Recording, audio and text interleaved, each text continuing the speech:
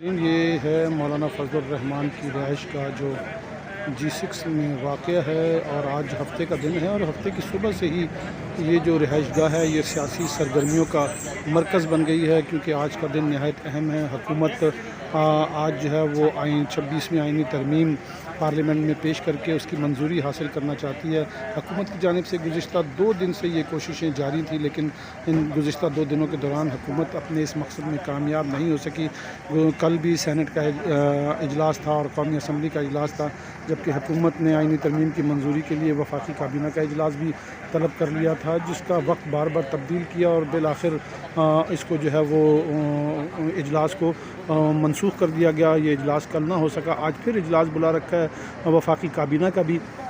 چونکہ پہلے آئینی ترمیم جو ہے وہ وفاقی کابینہ میں پیش ہونی ہے اور کابینہ کی منظوری کے بعد اسے پارلیمنٹ میں لایا جانا ہے۔ تو وفاقی کابینہ کا اجلاس آج بھی طلب کیا گیا، اس کا بھی وقت تبدیل ہوا ہے، اور سینٹ کا اجلاس جو صبح 11 بجے بلایا گیا تھا اور قومی اسمبلی کا اجلاس شام کے وقت ہونا تھا، لیکن چونکہ حکومت اب تک جو ہے وہ اپنے معاملات کو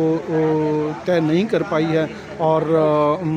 یہی وجہ ہے کہ سینٹ کے اجلاس کا ٹائم 2 بار تبدیل کیا گیا ہے۔ پہلے 11 بجے سے تبدیل کر کے 12:30 بجے کیا گیا تھا، اور پھر 12:30 بجے سے تبدیل کر کے اب 3 بجے سے پہر جو ہے وہ کر دیا گیا ہے۔ ادھر مولانا فضل الرحمان کی رہائش گاہ پر 11 بجے ہی جو PTI کا وفد ہے، جس نے آج اڈیالہ جیل میں مولانا اپنے بانی چیئرمین عمران خان سے ملاقات کرنی تھی، لیکن چونکہ اس کو ملاقات کی اجازت نہیں ملی اور کافی دیر انتظار کے بعد یہ جو وفد ہے یہ پھر مولانا فضل الرحمان کی رہائش گاہ پہنچ گیا۔ اس وفد میں بیرسٹر گوہر جو PTI کے چیئرمین ہیں، ان کے علاوہ اسد قیصر ہیں، سلمان اکرم راجہ ہیں، حامد رضا ہیں، اور اب سے کچھ دیر پہلے جان اختر مینگل جو ہیں وہ بھی یہاں مولانا فضل الرحمان کی رہائش گاہ پہنچ گئے ہیں۔ جان اختر مینگل اب سے کچھ عرصہ قبل جو ہیں وہ ناراض ہو کر جو ہے وہ دبئی چلے گئے تھے، اور انہوں نے پارلیمنٹ کو خیر بات کہا تھا، لیکن وہ پھر اس صورتحال میں جو ہیں جب حکومت جو ہے ان کے ممبران پر، ان کی پارٹی کے اراکین پر دباؤ ڈال کر ان کی ہمدردیاں حاصل کرنے کی اور آئینی ترمیم کے لیے ان کی حمایت حاصل کرنے کی کوشش کر رہی تھی، تو اس کو دیکھتے ہوئے اختر مینگل جو ہیں وہ ہنگامی بنیادوں پر یہاں پاکستان پہنچے ہیں، اور وہ پاکستان پہنچنے کے بعد سیدھے جو ہیں مولانا فضل الرحمان کی رہائش گاہ آئے ہیں اور ان مذاکرات میں جو ہیں وہ شریک ہو گئے ہیں۔ دیکھتے ہیں ان مذاکرات کا کیا نتیجہ نکلتا ہے۔ اب تک کی جو تفصیلات ہے اس کے مطابق جو ہے اپوزیشن جماعتیں اکٹھی ہیں اور وہ حکومت کو اس آئینی ترمیم سے روکنے کے لیے حتی المقدور جو ہیں وہ کوششیں کر رہی ہیں، لیکن دوسری جانب حکومت جو ہے وہ بھی آئینی ترمیم کرنے پر ڈٹی ہوئی ہے۔ تو آج شام تک یہ صورتحال واضح ہوگی کہ آج بھی حکومت کو ناکامی کا سامنا کرنا پڑے گا گزشتہ 2 دنوں کی طرح، یا آج وہ پارلیمنٹ سے اس ترمیم کو منظور کرانے کے لیے کامیاب ہو جائے گی۔ اس کے لیے ہمیں شام تک انتظار کرنا ہوگا۔ ناظرین، تازہ ترین خبر یہ ہے کہ PTI کے وفد کو جو ہے وہ بانی PTI عمران خان سے ملاقات کی اجازت دے دی گئی ہے، اور اب یہ وفد جو ہے یہ فوری طور پر یہاں مولانا فضل الرحمان کی رہائش گاہ سے اڈیالہ جیل کی طرف روانہ ہو رہا ہے، جہاں وہ بانی PTI سے ملاقات کرے گا، اور ملاقات کے بعد یہ طے کیا جائے گا کہ آئینی ترمیم کے حوالے سے جو سرگرمیاں جاری ہیں، حکومت جو کام کرنے جا رہی ہے اس کے حوالے سے کیا طے کیا جاتا ہے اپوزیشن جماعتوں کی جانب سے۔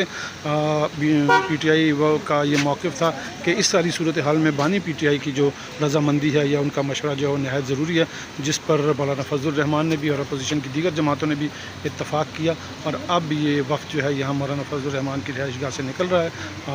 اڈیالہ جیل جانے کے لیے۔ یہ اسد قیصر صاحب کی گاڑی ہے۔ بھی بات کریں گے۔ انہوں نے کہا کہ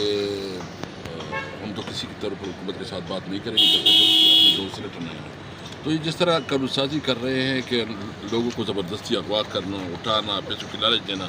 یہ قانون سازی کے نام پہ بہت بڑا کالا دھبا ہے۔ یہ جمہوریت شیم ڈیموکریسی ہے، ہم اس کی مذمت کرتے ہیں۔ اچھا اوکے، ایوری اور میں ایک بات کرنا چاہتا ہوں جی شیرازی، میں ایک بات کرنا چاہتا ہوں کہ اگر کسی MNA اور سینیٹر نے پارٹی کی خلاف ورزی کی، پارٹی کے خلاف ووٹ دیا، عمران خان کے ساتھ دغا بازی کی،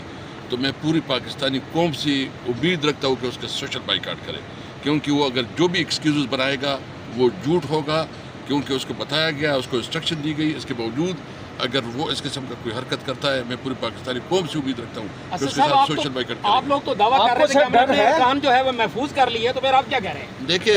है, मैं समझता हूँ कि अगर किसी ने किया है, मैं वही अगर कह रहा हूँ। ठीक है, बताइएगा कि क्या पीटीआई जो है वो 3 बेंच जजेस जो हैं उनमें से चीफ जस्टिस को एक्सेप्ट करने पर तैयार हो गया है, एक, और दूसरा काबीना को जो अख्तियारात दिए जा रहे हैं कि वो किसी भी जमात पे पाबंदी लगा दे,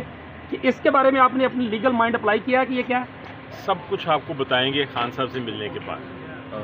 थैंक यू। पीपल्स पार्टी के वफ़द की अडयाला जेल रवानगी के बाद पीपल्स पार्टी के चेयरमैन बिलावल भुट्टो ज़रदारी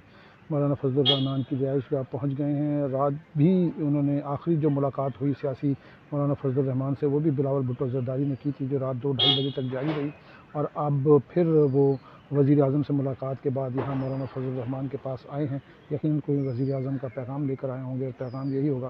कि आईनी तरमीम की मंजूरी में हुकूमत का साथ दिया जाए और इस पर तरमीम की मंजूरी की राह जो है वो हमवार किया जाए। देखते हैं अब इस मुलाकात का क्या नतीजा निकलता है।